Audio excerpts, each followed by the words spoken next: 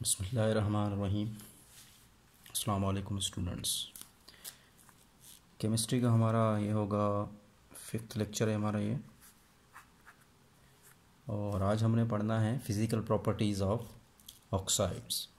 Oxides के बारे में आप लोग थोड़ा बहुत जान चुके हैं कि जब इन थर्ड पीरियड्स के जो एलिमेंट्स हैं, जब हम इनको बर्न करते हैं इन ऑक्सीजन, तो हमारे पास ऑक्साइड्स आते हैं। जो है already studied about these oxides. लेकिन थोड़ा बहुत इसके, क्योंकि अब फिज़िकल प्रॉपर्टीज़ को पढ़ने से पहले थोड़ा बहुत इनके स्ट्रक्चर्स के बारे में आप लोगों को मालूम होना चाहिए। तो ऑक्साइड्स में मैं यहाँ पे लिख देता हूँ। सो लेट्स सपोज हमारे पास सोडियम है।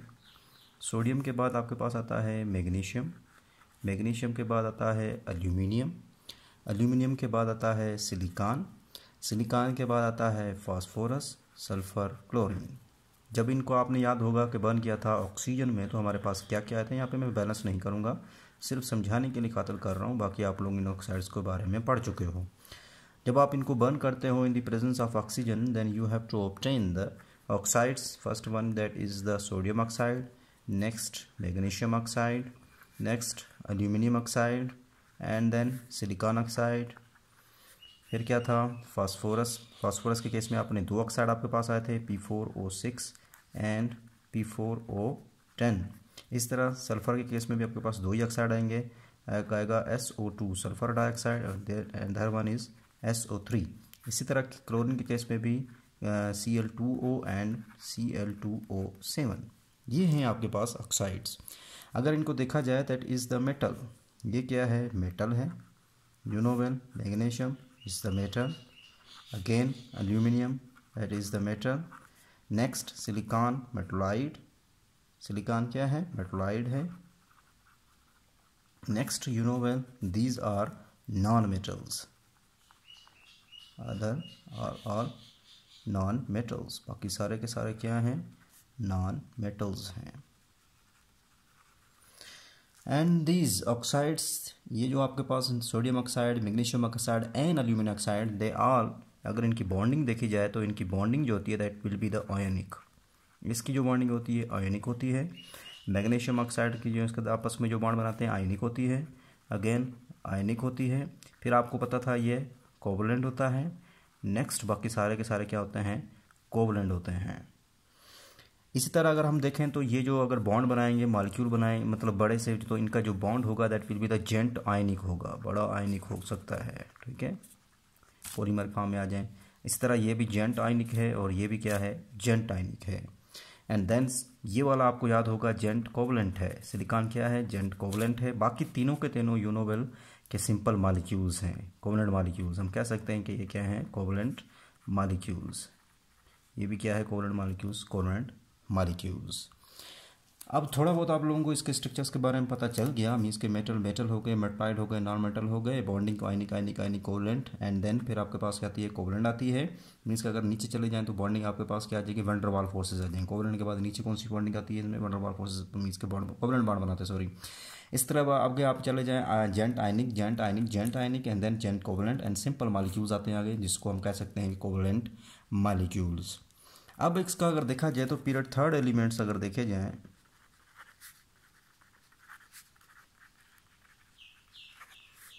पीरियड थर्ड एलिमेंट्स क्या है, इनके जो ऑक्साइड्स हैं they are the highest oxide. इनको कहा जाता है हाईएस्ट ऑक्साइड्स। क्यों हाईएस्ट ऑक्साइड कहा जाता है, because they due to their highest oxidation states, क्योंकि इनकी हाईएस्ट ऑक्सीडेशन स्टेट्स होती है, that's why highest oxidation states. Highest oxidation states की वजह से इनको हम हाईएस्ट ऑक्साइड्स का नाम देते हैं। अब अगर हम दोबारा इसको देख लें, स्ट्रक्चर का हेडिंग देते हूँ यहाँ पे, स्ट्रक्चर्स देख लें। अभी यहाँ पे पहला था आपके पास सोडियम, सोडियम के बाद magnesium, aluminium, silicon, phosphorus, sulphur, chlorine. ये आपके पास तीनों के तीनों क्या है, मेटलिक ऑक्साइड है, क्योंकि ये मेटल हैं तो मेटलिक ऑक्साइड है। ठीक, इस तरह यहाँ पे आपके पास सिलिकॉन क्या है, जेंट कोवलेंट ऑक्साइड है, जेंट कोवलेंट ऑक्साइड। एंड तीन जो हैं आपके पास ये क्या है, मॉलिक्यूलर ऑक्साइड्स, क्योंकि मॉलिक्यूल बनाते हैं, दैट्स वाई मॉलिक्यूलर ऑक्साइड्स। ठीक। They also contain the giant structure, हम पीछे ऊपर पढ़ चुके हैं। They also contain the giant structure, इसमें भी क्या होता है, जॉइंट स्ट्रक्चर होता है। अब अगर आप जान लें, अब आपके पास आसान हो जाएगा इनकी प्रॉपर्टीज़ को पढ़ने। Melting point and boiling point, अगर आप melting point and boiling point पढ़ें तो आपको पता है जो जॉइंट स्ट्रक्चर हैं, मीन्स के जो मेटल ऑक्साइड्स हैं और सिलिकॉन डाइऑक्साइड, जिसमें आपके पास जॉइंट स्ट्रक्चर आता है। ये भी जॉइंट स्ट्रक्चर है, ये भी जॉइंट स्ट्रक्चर है। दोस्त जिसमें जॉइंट स्ट्रक्चर आता है, इनमें दो किस्म के आते हैं। एक आपके पास कौन सा आता है, मेटल ऑक्साइड्स आते हैं, और दूसरे आपके पास क्या आते हैं, इसमें सिलिकॉन डाइऑक्साइड आता है। इनकी क्या होती है, will have high melting point. इनकी जो melting point and boiling point क्या होती है, हाई होती है। ऊपर हेडिंग दे चुका हूँ मेल्टिंग पॉइंट, इसका मतलब है इनकी क्या होती है, हाई होती है। ड्यू टू, क्यों, बिकॉज हम पढ़ चुके हैं ऊपर, आयनिक जो होता है, आयनिक बॉन्ड है। Due to the strong ionic and covalent bond. क्यों हाई होती है, वाई हाई होती है, because due to the presence of ionic and covalent bond. Ionic and covalent bond, ionic and covalent bond होता है, और उस आयनिक एंड कोवलेंट बॉन्ड को आपको क्या चाहिए, हाई एनर्जी चाहिए, lot of energy required to break these bonds. आपको पास क्या चाहिए, बहुत ज़्यादा एनर्जी चाहिए रिक्वायर्ड, तब जाके ये क्या होंगे, बॉन्ड्स ब्रेक होंगे। इसी तरह oxides of phosphorus and sulphur आते हैं, एंड क्लोरीन। इनमें क्या है, ये क्या है, इंडिविजुअल मॉलिक्यूल्स हैं। हम पढ़ चुके हैं कि मॉलिक्यूल्स हैं, इनके अंदर क्या होगा, कौन सी फोर्सेस होंगी, van der waals, dispersion forces हैं, एंड डाइपोल इंट्रैक्शन है। So their melting point and boiling point are low as compare to those metallic oxides. That's why उनकी जो मेल्टिंग एंड बॉइलिंग पॉइंट क्या हो जाती है, लो हो जाती है as compare to those metallic oxides. तो नेक्स्ट आपके पास आता है oxides of phosphorus, sulphur and chlorine.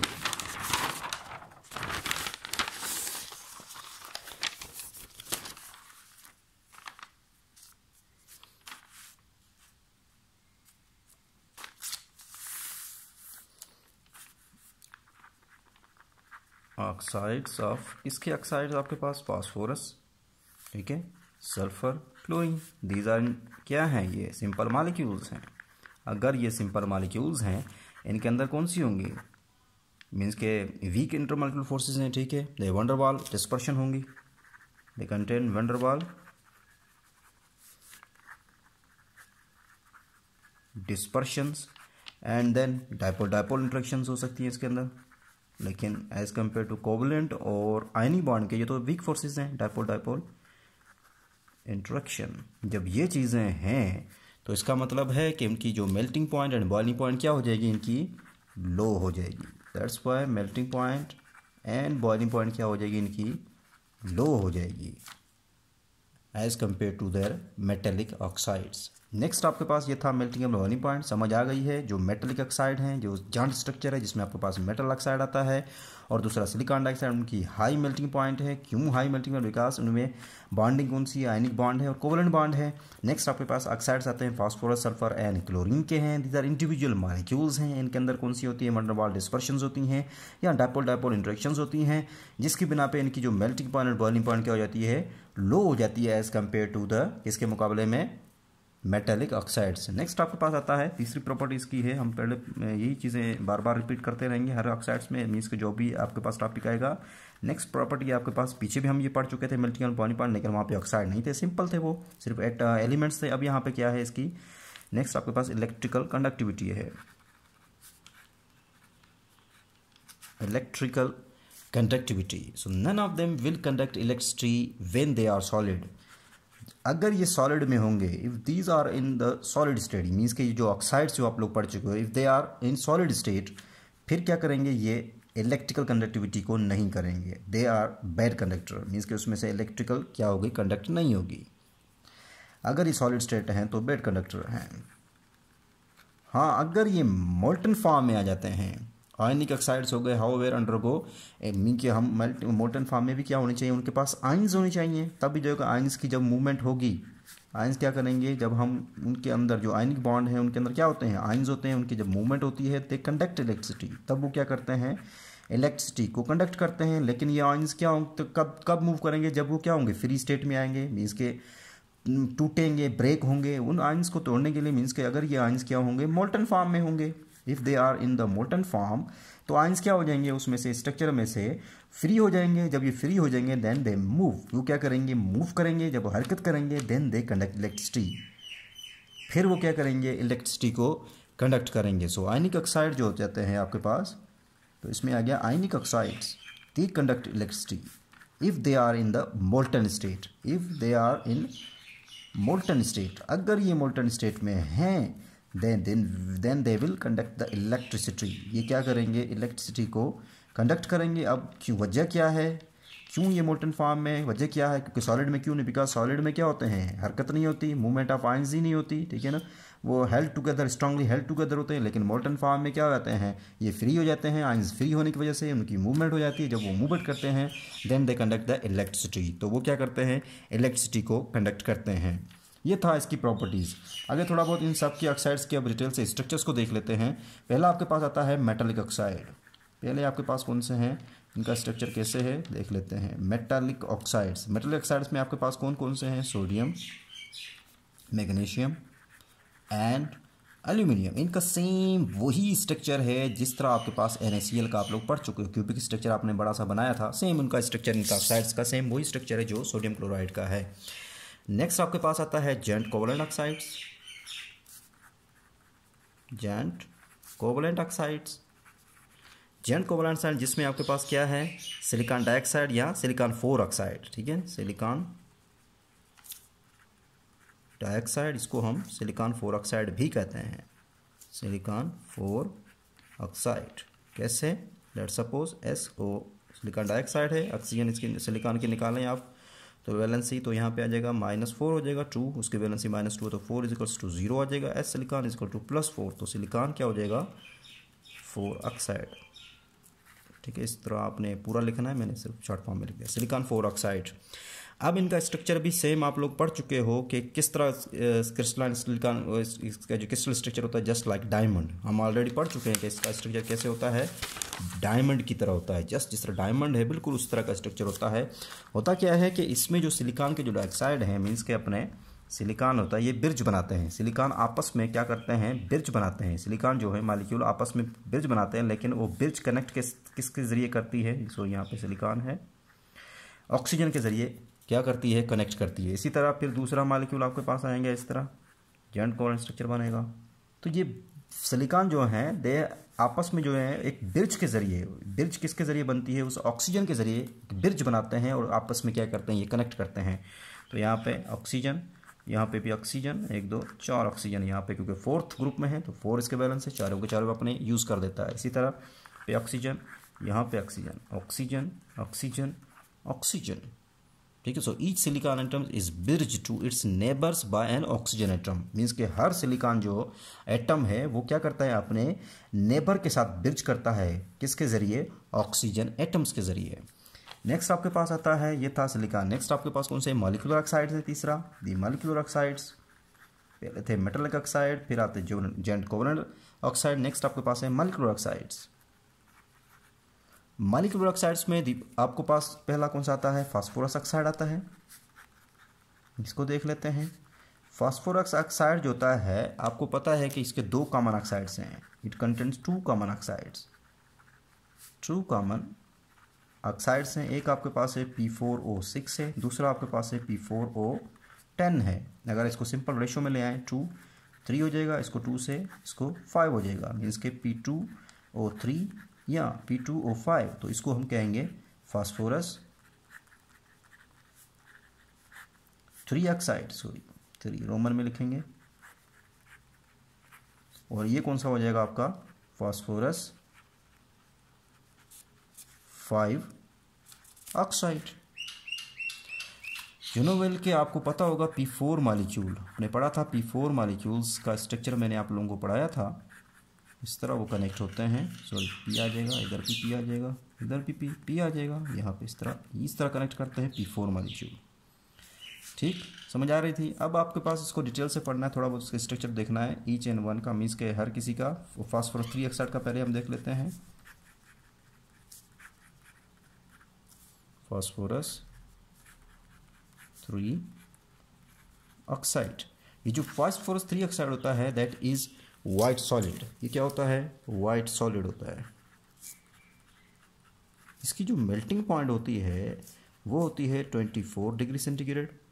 24 degree centigrade इसकी मेल्टिंग पॉइंट होती है, जबकि इसकी जो बॉइलिंग पॉइंट होती है वो 173 डिग्री सेंटीग्रेड होती है।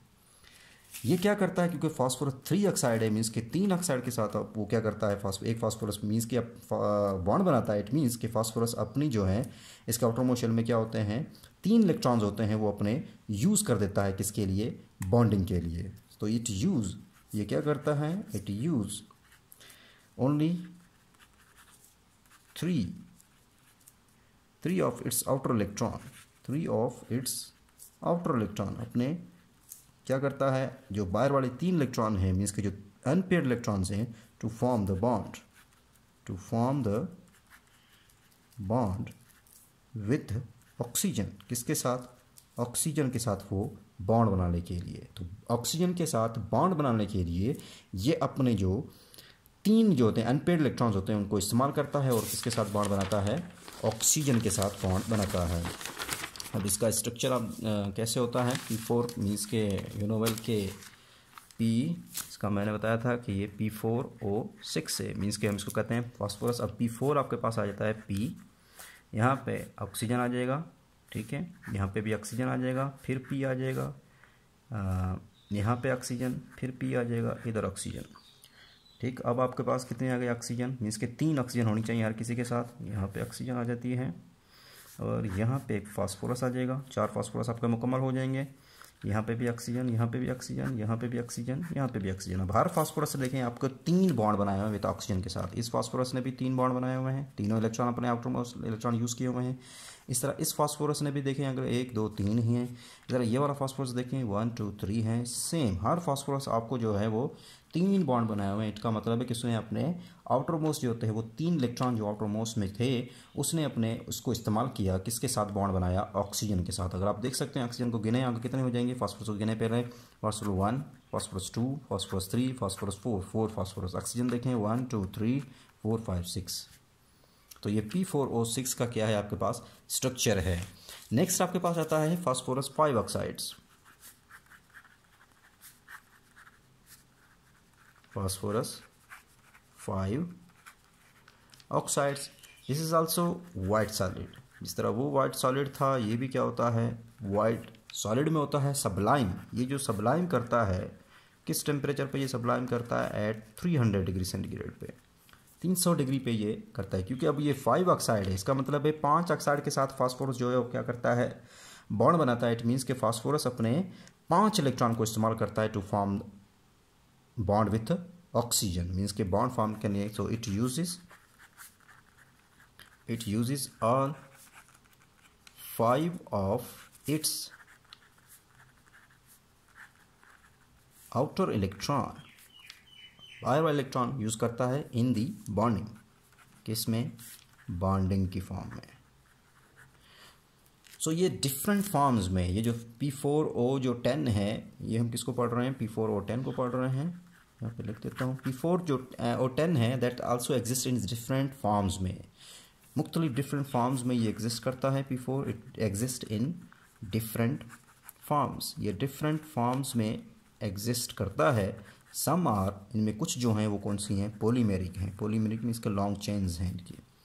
अब इसी को स्ट्रक्चर को आपने फॉलो करना है, सिर्फ और सिर्फ ये ऊपर जो आपने स्ट्रक्चर बनाया है इसी को ही फॉलो करना है। अगर देखते हैं यहाँ पे फास्फोरस है, 4 ही आपके पास होने चाहिए, फास्फोरस, इधर ऑक्सीजन, फिर फास्फोरस, यहाँ पे फिर आपके पास यहाँ पे ऑक्सीजन आ गई, इधर फास्फोरस, इधर ऑक्सीजन, इधर ऑक्सीजन, इधर फास्फोरस आ गया, सॉरी इधर फास्फोरस आएगा, मैंने ऑक्सीजन लगा दिया। अब आपके पास क्या है, सेम स्ट्रक्चर यही वाला बनाना है। यहाँ पे ऑक्सीजन ये फास्फोरस आ जाता है, या ऑक्सीजन ये फास्फोरस। देख लें अभी अपने पहले जो बनाए थे 3 बनाए, बॉन्ड बनाए, 3 इसने बनाए, इसने भी 3 बनाए, इसने भी 3 बनाए, इसने भी 4। अब आपके पास ऑक्सीजन है, यहाँ पे फास्फोरस को डबल बॉन्ड ओ लगा दो, यहाँ पे भी डबल बॉन्ड ओ लगा दो, यहाँ पे भी डबल बॉन्ड ओ लगा दो, यहाँ पे भी डबल बॉन्ड ओ लगा दो। अब आपके पास देख लें 1 phosphorus, 2 phosphorus, 3 phosphorus, 4 phosphorus. Oxygen कितनी है, 1 2 3 4 5 6 7 8 9 10। तो ये आपका स्ट्रक्चर हो गया P4O10 का। ये किसका स्ट्रक्चर हो गया, P4O10 का स्ट्रक्चर हो गया। ये था फास्फोरस, जो आपके पास दो फास्फोरस थे जिसके बारे में आपने पढ़ा। एक आपके पास था P4O6 था, दूसरा आपने पढ़ा P4O10। दोनों वाइट सॉलिड हैं, लेकिन P4O6 जो है वो अपने 3 इलेक्ट्रॉन को इस्तेमाल करता है बॉन्ड फॉर्मेशन के लिए, जबकि P4O5 जो है P4O10 जो है वो अपने 5 इलेक्ट्रॉन को इस्तेमाल करता है, अपने आउटर जो 5 इलेक्ट्रॉन को इस्तेमाल करता है किसके लिए, बॉन्डिंग के लिए। नेक्स्ट आपके पास आता है सल्फर ऑक्साइड आता है, एंड और लास्ट वन है क्लोरीन ऑक्साइड। अब बस 2 ही रह गए हैं, तो सल्फर ऑक्साइड्स को पढ़ लेते हैं अभी हम। सल्फर ऑक्साइड, सल्फर ऑक्साइड में क्या होता है कि सल्फर ऑक्साइड जो होता है this is also exist in 2 forms. Sulphur oxide भी क्या करता है, तो एक होता है सल्फर डाइऑक्साइड, दूसरा होता है सल्फर ट्राइऑक्साइड, जो स्टार्ट में मैंने आपको बता दिया था। तो यहाँ पे आपके पास होता है सल्फर डाइऑक्साइड, इसको हम कहते हैं सल्फर 4 ऑक्साइड, सल्फर 4 ऑक्साइड। दूसरी इसकी फॉर्म होती है वो होती है सल्फर ट्राइऑक्साइड,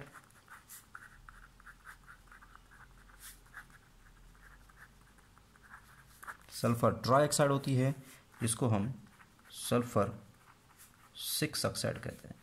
नो, तो पहले हम सल्फर डाइऑक्साइड को देख लेते हैं। ये आप पहले विस्पर थ्योरी में इसका स्ट्रक्चर भी पढ़ चुके होंगे दोनों का। सल्फर डाइऑक्साइड,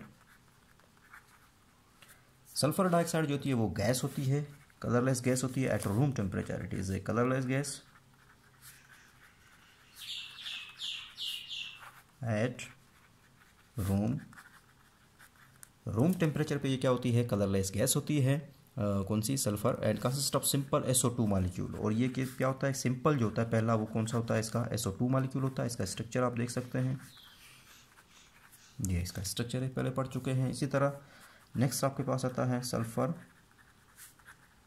ट्राइऑक्साइड, ये सिंपल SO2 मॉलिक्यूल पे मुश्तमिल है, SO2 मॉलिक्यूल पे सिंपल उस पर मुश्तमिल है सल्फर ट्राइऑक्साइड। अगर इसको प्योर फॉर्म में SO3 हो, अगर क्या हो, SO3 is in the form of pure form में हो, that will be the white solid at room temperature. तो ये क्या होगा, वाइट सॉलिड की फॉर्म में एग्जिस्ट करेगा at with low melting point, boiling point. ठीक है, वाइट सॉलिड होगा विथ, इसकी जो मेल्टिंग एंड बॉइलिंग पॉइंट क्या होंगी, लो होंगी, with low melting point and boiling point. तो प्योर SO3 जो होता है वो वाइट सॉलिड होता है with low melting point and boiling point होती है। इसी तरह गैशियस अगर SO3 हो, गैशियस इसलिए तो ये क्या होगा, सिंपल SO3 मॉलिक्यूल होगा, that will be the simple SO3। Gaseous में होता है ये सिंपल SO3 मॉलिक्यूल होगा। प्योर में क्या होता है, ये वाइट सॉलिड होता है विथ, लेकिन गैशियस में होगा तो ये क्या होगा, सिंपल SO3 का मॉलिक्यूल होगा, जिसमें in which all 6 of the sulphur's outer electrons are involve in the bonding. इसमें सल्फर के जो बाहर वाले 6 इलेक्ट्रॉन हैं वो क्या होंगे, बॉन्डिंग में इन्वॉल्व होंगे। तो अगर ये क्या है, गैशियस SO3 है, तो ये सिंपल क्या है, SO3 मॉलिक्यूल है, सिंपल SO3 मॉलिक्यूल है, जिसमें क्या होगा, सल्फर के जो आउटर मोस्ट में 6 इलेक्ट्रॉन हैं, they are involve in the bonding. वो क्या होंगे, बॉन्डिंग में इन्वॉल्व होंगे। किसके साथ बॉन्ड बनाएंगे, ऑक्सीजन के साथ। देख लें इधर, ये various form of sulphur trioxide जो होती हैं एग्जिस्ट करती हैं, जिसमें simplest one is a trimmer. बहुत सारी इसकी सल्फर ट्राइऑक्साइड की फॉर्म एग्जिस्ट करती हैं, लेकिन सबसे जो सिंपलेस्ट फॉर्म है that is the trimmer. Trimmer क्या है, इसकी बहुत ही सिंपल फॉर्म है।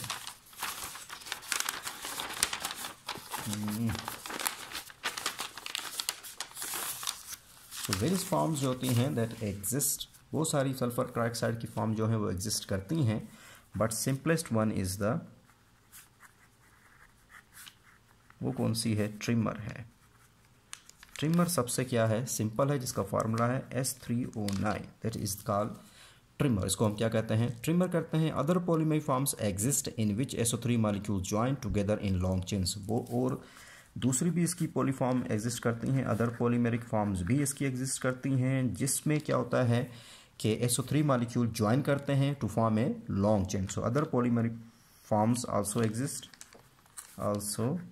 exist in which SO3 molecules join together, जिसमें SO3 molecules आपस में ज्वाइन करते हैं to form long chains। बस में क्या बनाते हैं, लॉन्ग चेन्स बनाते हैं। तो ट्रिमर क्या आप देख लें, जो SO3O9 का स्ट्रक्चर है वो देख लीजिए। इस तरह इसका स्ट्रक्चर बनता है। यहाँ पे ऑक्सीजन, फिर यहाँ पे सल्फ़र, यहाँ पे आपकी ऑक्सीजन और ये बॉन्ड इसके साथ बनाएगा, इधर सल्फ़र आ जाएगा, इधर सल्फ़र आ जाएगा। अब आप देखें सल्फ़र ने 6 अपने 1 2 3 4 5 6 इधर भी। इसी तरह यहाँ पे सल्फ़र देखें 1 2 3 4 5 6, इसको सल्फ़र 4 6, तो ये S3O9 है। अगर आप देखें sulphur 1, sulphur 2, sulphur 3, oxygen 1 2 3 4 5 6 7 8 9, even 1 2 3 4 1 2 3 4 5 6 7 8 9 oxygen है। लास्ट इसमें अब इसका आता है क्लोरीन ऑक्साइड आता है। क्लोरीन ऑक्साइड को मैंने बता चुका था, 2 ऑक्साइड होते हैं इसके, क्लोरीन के 2 ऑक्साइड्स होते हैं। पहला आपको पता है क्लोरीन 1 ऑक्साइड आता है, chlorine 1 oxide Cl2O, chlorine 1 oxide. And दूसरा आपके पास आता है क्लोरीन 7 ऑक्साइड, इस फॉर्म में एग्जिस्ट करता है क्लोरीन 7 ऑक्साइड। तो क्लोरीन जो है आपके पास 1 ऑक्साइड का स्ट्रक्चर कैसे होगा, Cl होगा, ये एक ऑक्साइड, 2 क्लोरीन Cl2O इसका स्ट्रक्चर होगा। क्लोरीन कौन सा आपके पास 1 ऑक्साइड आता है। एंड देन क्लोरीन 7 ऑक्साइड का आपके पास स्ट्रक्चर कैसे होगा,